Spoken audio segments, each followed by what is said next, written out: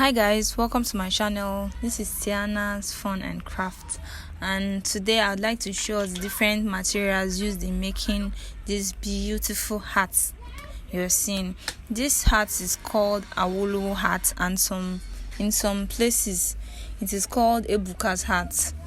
So I would like to show us different materials I used in making this beautiful hat. This hat is basically used for traditional attires.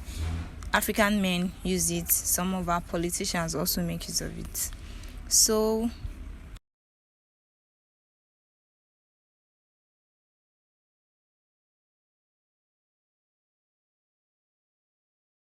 on my list, the first material here is the mako. Mako is like the base for this cap. Mako is used for the round part of the cap, the body of the cap, and the crown. Also have a thread. It depends on the color of hat you're making and the color of bead you're working with. The next thing, we have our needle.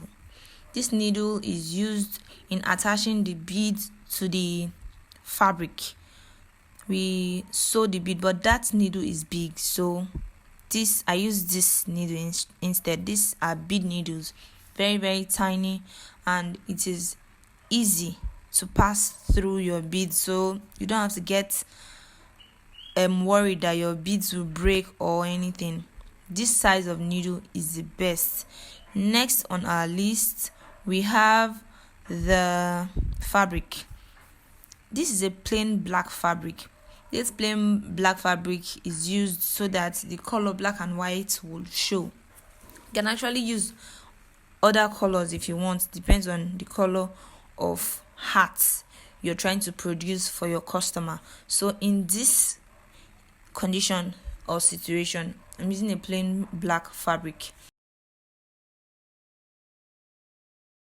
And the next material is bead. Our bead. This is a sand bead. Very tiny sand bead, crystal sand bead, very tiny. And then we have this gold bead that I use in making another hat. This bead is actually bigger than the previous, so you can use any size of bead. Depends on the size of bead you're comfortable working with, not the size of bead that will stress you out. Use the bead that you feel that you can easily manipulate. And the next, we have our sequence. The sequence is actually optional. Some people attach sequence, some people don't.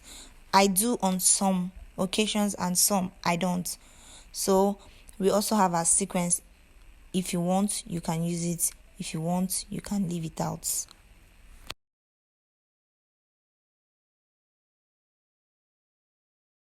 The next is our gum.